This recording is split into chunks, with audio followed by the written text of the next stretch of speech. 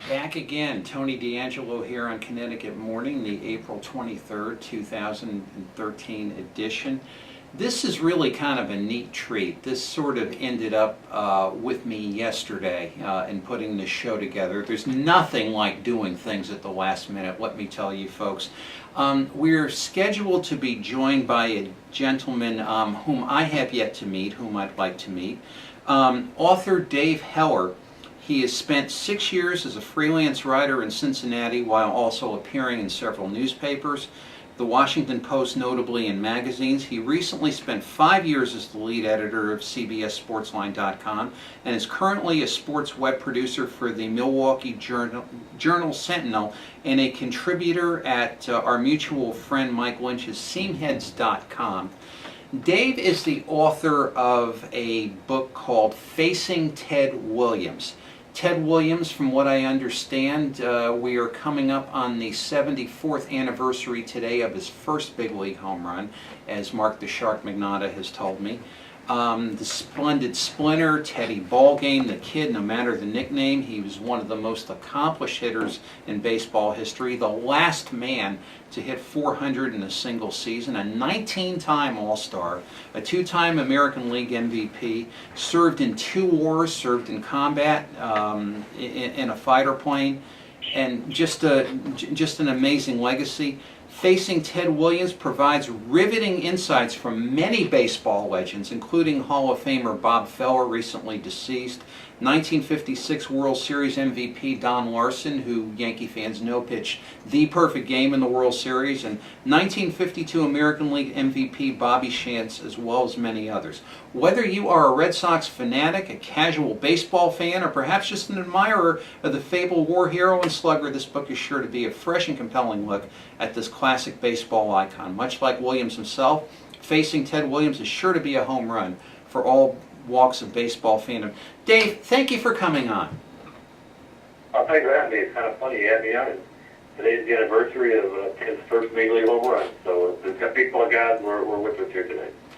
Isn't that really something? Now, one thing I do want to point out here in your book, you had the pleasure in writing your foreword and your afterword. You had 2 very notable gentlemen, Wade Boggs and the senior Bob Wolf. Now, Wade Boggs, of course, you can't say enough about Wade Boggs. 18 years in the bigs, the Red Sox, the Yankees, and the Devils, and just 3,000 hits, on we go. But and this Bob Wolf, to me, I mean, I grew up watching him in New York, and just played against his son in the summer baseball leagues. Bob would come out to watch the games, and I'd talk with him after, and you couldn't meet a nicer gentleman, and just most kind and so knowledgeable and appreciative and down to earth. And that must have really been a treat, working with Bob.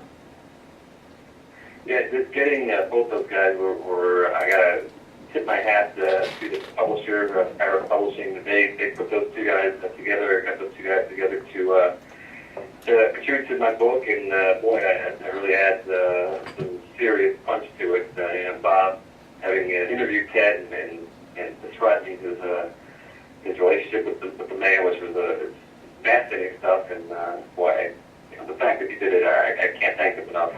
As you say, such a long career he's had and done such wonderful stuff. And he called Don Larson a perfect game. He talked about Don Larson in the introduction. So here's a guy who's seen a lot, done a lot, and the fact he did this for me is, I thank him so much. Good tradition of the book.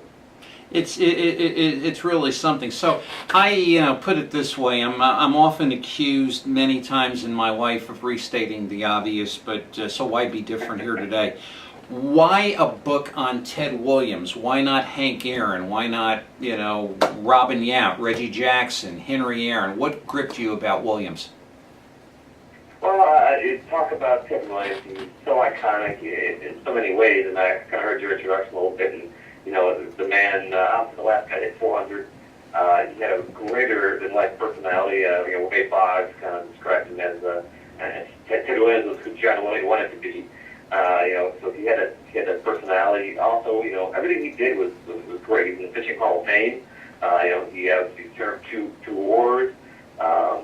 So there's so much about the man, and just the time period he played in, there really aren't that many guys left in that time. He very, very good. Kind of had Yeah, I wish I did it earlier because you get more guys, but the fact is that they kind of came together when it did, and you talk about Hank Aaron, great player, no doubt, and some of the guys in the '70s you mentioned, unfortunately, some of the later guys in the '70s they don't respond as well to your queries sometimes. Mm-hmm. But these older players, the golden age of baseball, they're a lot of them are really happy to talk to you, and they see the ball there. A lot of them they really respect Ted and really want to talk about it, so it's very fortunate. But I love to do Babe Ruth and Ty Cobb, but those guys are playing too long ago, obviously.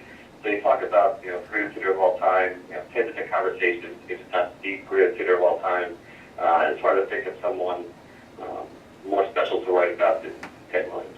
Now, one story I heard about Ted Williams, and you can tell me about the historical veracity of that, and if Mark wants to flip the camera to me for a second and pretend I've got baseball bats here. And I'm laying the baseball bats on a bed, and there's 5 of them, right? I have 3 pens, so there's 4 and 5. And from what I understand, the man from the bat company, I believe it was Mr. Hillerich, did this with Ted's bats. And one of them was a little bit off as far as the weight. I think it was a little bit lighter than the others. And he blindfolded Ted, and he resorted the bats 3 times. And he said, okay, Ted, pick the lighter bat in this group, and Ted did it 3 times out of 3. Now this is the story I heard. Is this a true story, and did this take place?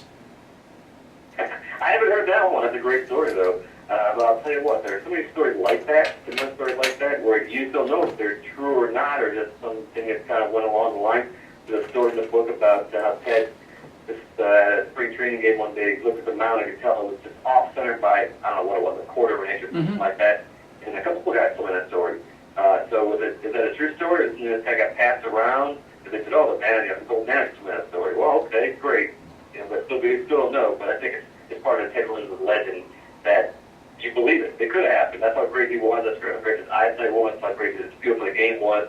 We assume they're true, and I hope they're true because they're great stories, but we're not sure. But really not sure. Ted Williams, it could be true.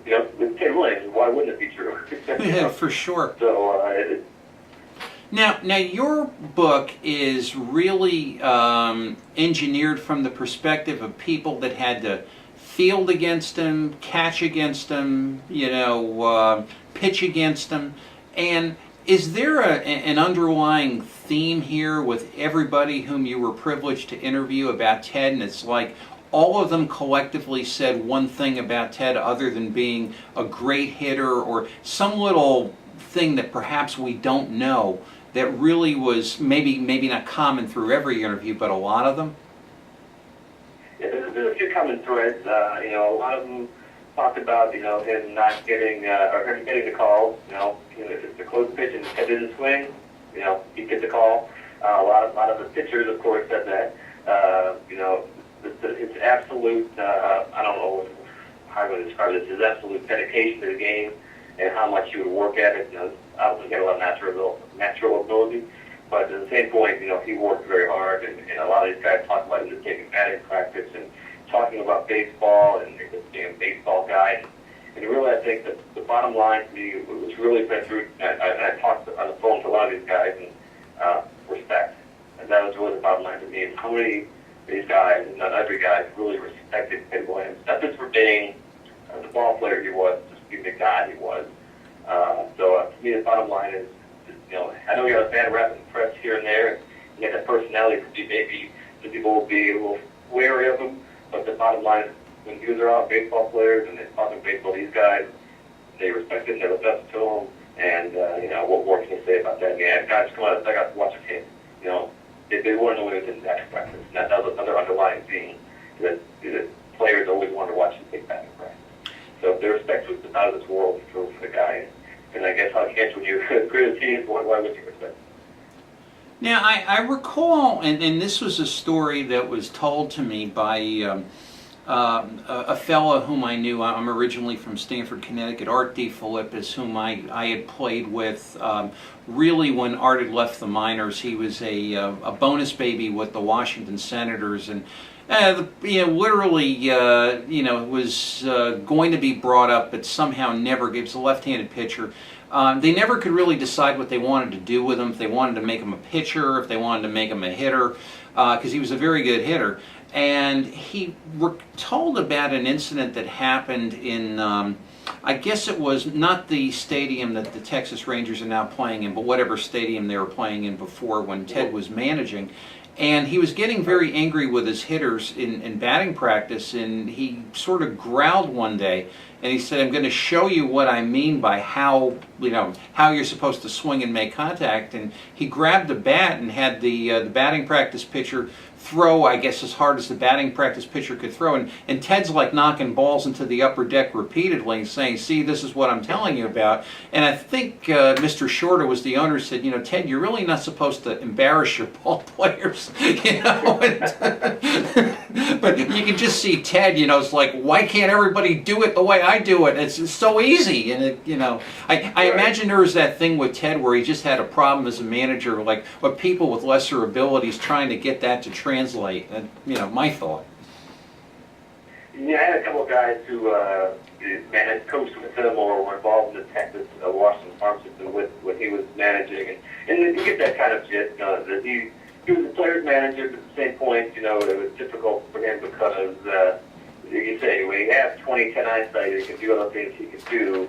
It was difficult to explain to guys who didn't have 20/10 eyesight, they could do the things he could do, why it was so easy to him.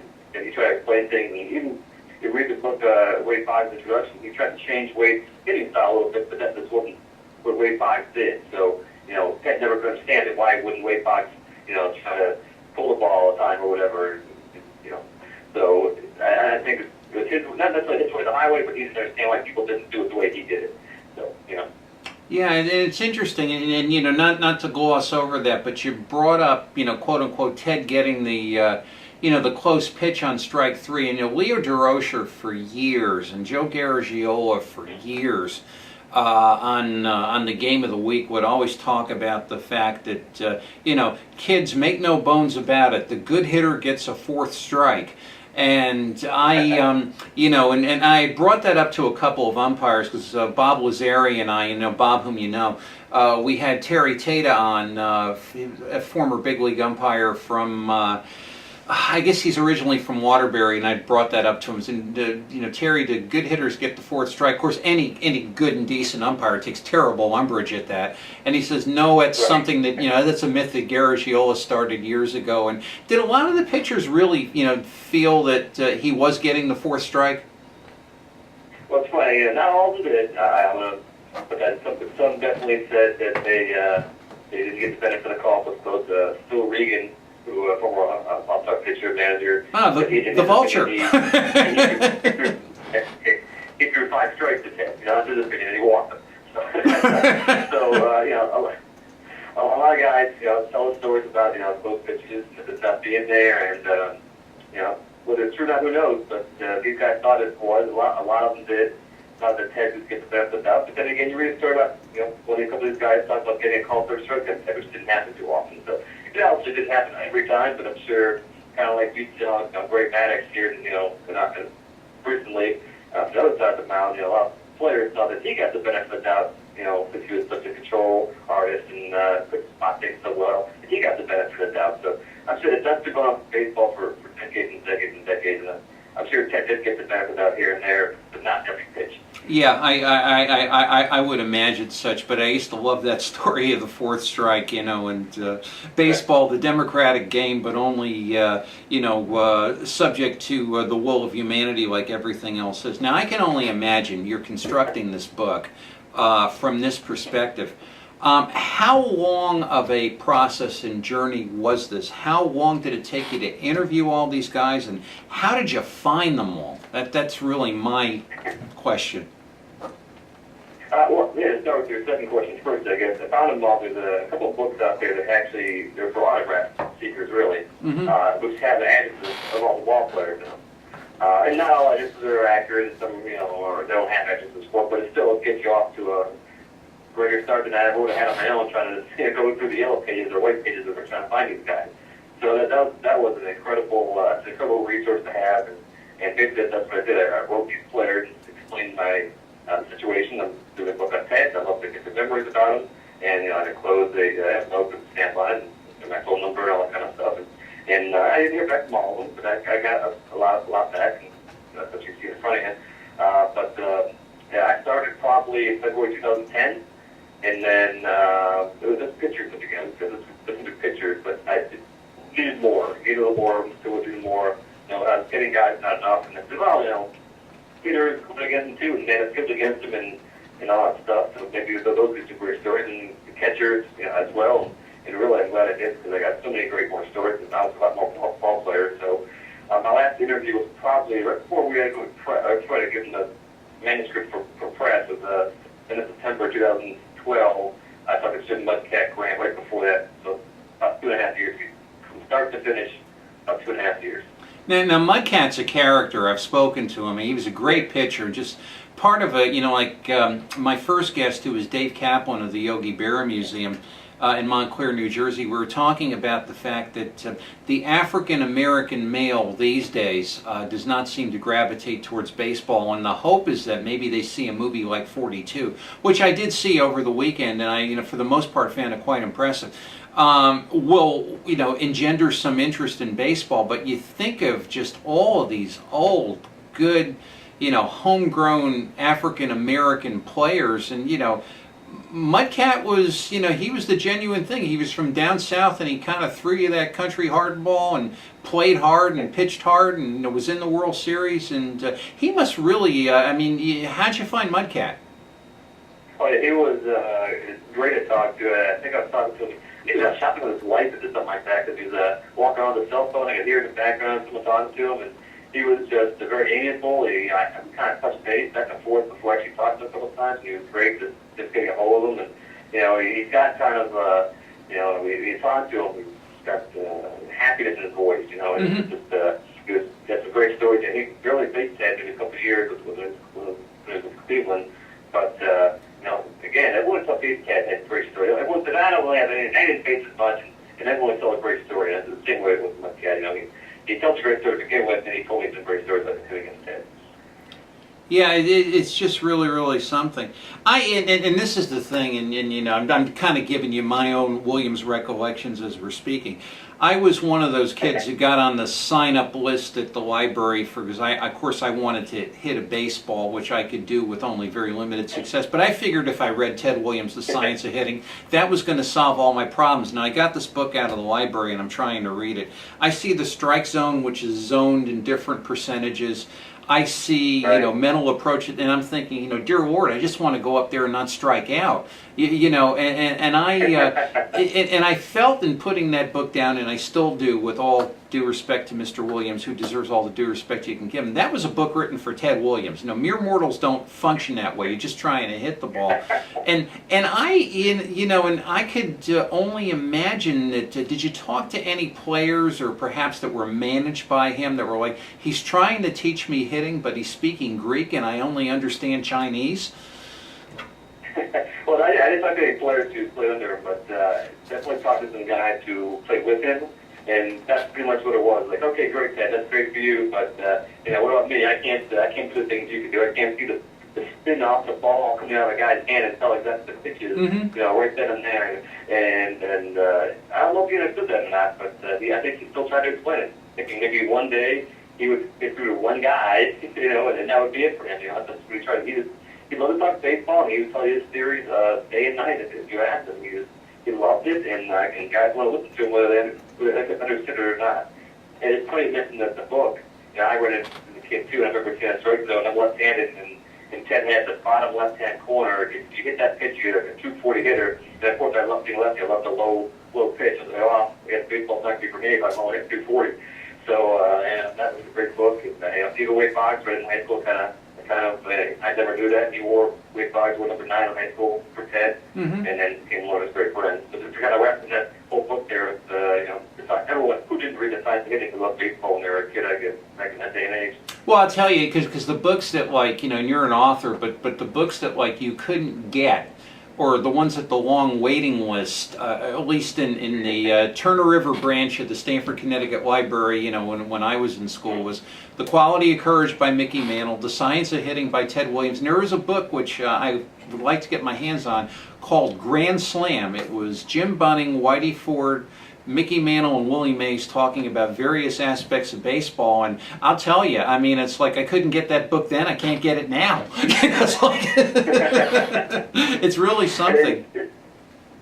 It's kind of fun. That's one reason why I want to do this book. We always read about these guys talking about how they, like Ted, how he played baseball, what his theory was, and I kind of wanted the other way around. What was it like to go against a great player like this? What was your strategy? Because obviously, you know, he was one of the greats of all time. So, you know, this kind of tying on again with the science of hitting. You know, and there are Tony Gwynn and those kind of guys who always figure out their theories of hitting, but what was the theory of getting him out? And that's kind of one of the reasons I want to do this book.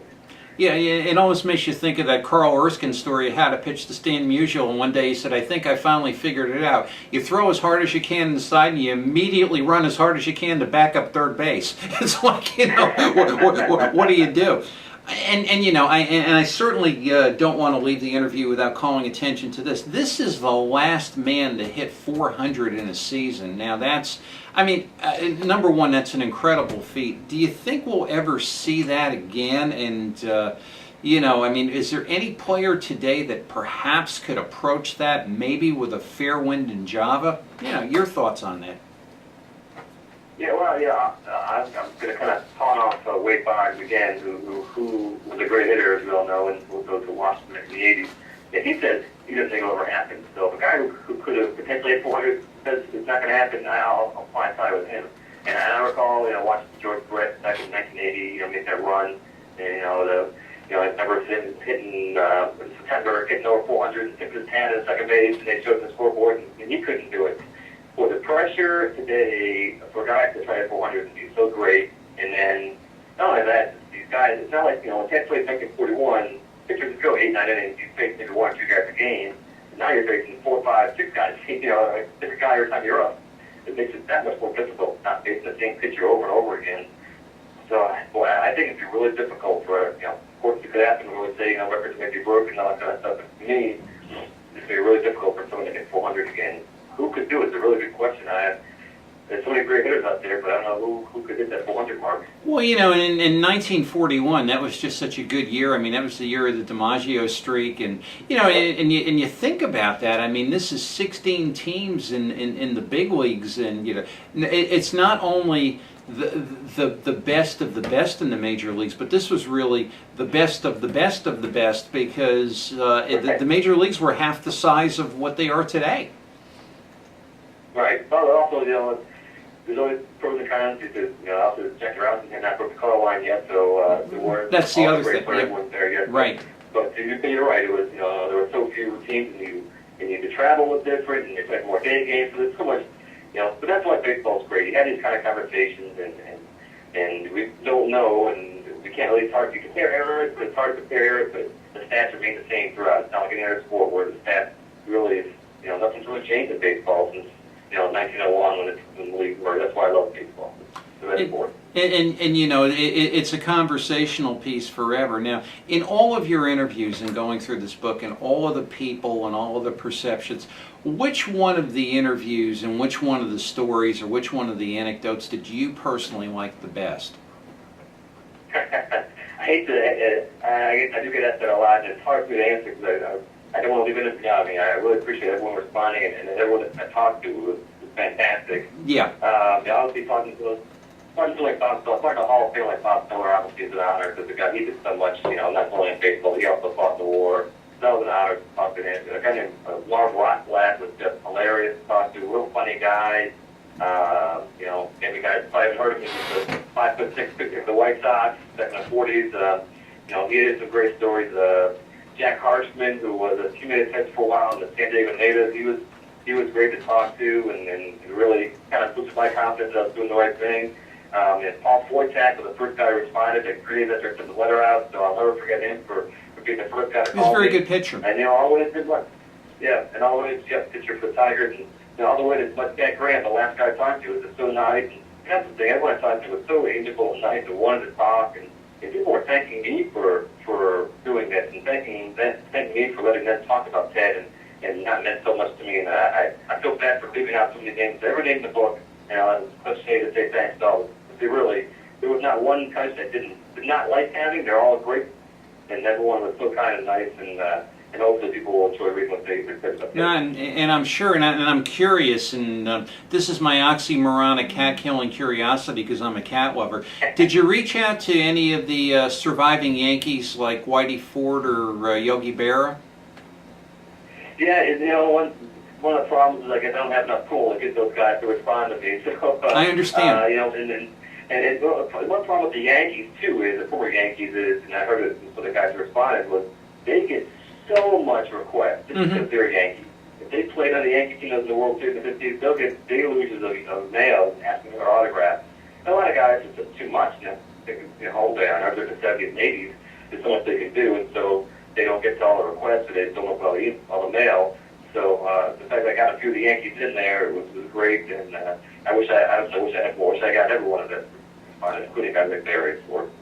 Yeah, it's quite a magnificent work, and and put it this way, kind of you know, just between us girls, any stories shared about Williams that maybe were perhaps not fit for print? No, you know what? Everything in the book is definitely PG-13. I will say that. If out there want to read it, that these are baseball players talking about baseball times, and there are some words in there you might not want your 8-year-old reading. But yeah, everything that was said is in the book. Whatever they said, nothing was off the record. Nothing was like you know, don't print this. The only thing I did put in there, they kind of went off tangent and talked not about Ted or didn't relate to Ted. You know, didn't put it in there because it didn't really fit. But other than that, everything that they told me is in the book. There's some you know, great stories. People can tell me they're reading stuff that they never knew about Ted. So there you go. It's everything was fit to print. No problems there. And you know, it's like in more of my personal Ted Williams experiences, I kind of had, I would laugh during the 1970s when Joe DiMaggio was going around as Mr. Coffee, and kids knew him as Mr. Coffee and didn't realize he was a New York Yankee. In my case, my first exposure to Ted Williams was he was the guy in the Sears catalog, and every Saturday was going off somewhere in the American Sportsman fishing with Kurt Gowdy. It's like, oh, he was a great baseball player. You know, it's just you know, and on top of being a legend and a war hero, and you know, on and on you go. In our closing minutes, Dave, where can our friends and fans get the book, and what other projects might you be contemplating at this time? Well, thanks for asking me. First, to get the book, if you want to get it in stores, I know Barnes & Noble are carrying it. You can kind of go to the website and look at your zip code, and they'll tell you if it's in stock or not. You can go online. You can go right to Skyward Publishing or Amazon or Barnes & Noble, anywhere you shop. It'll be there. I've sold it in Sam's Club. It's in airport bookstores. So it's around there. Independent bookstores selling it. So it's out there somewhere. If they don't have it, ask for it. I'm sure they can order. As far as the next one, we'll see. Kind of talking to the publisher now about something, but they ain't giving away anything without it being set in stone. Tell us when you're ready. We'll see what happens. Tell us when you're ready. Listen, Dave, I can't thank you enough for coming on such short notice and literally being a gent throughout. And the book is Facing Ted Williams, a perception of those who played against Ted Williams, and personal anecdotes as told to our new friend and author, Dave Heller. Dave, thanks so much. Continued success. Sure we'll be talking soon. I'm sure we'll catch up with you on Monday night in the future with Bob Lazari and the Willimantic Show. Take care. Thanks so much. Thank you. I really appreciate it. Take care. Thank you. And that was Dave Heller, the author of Facing Ted Williams. We're going to bump out for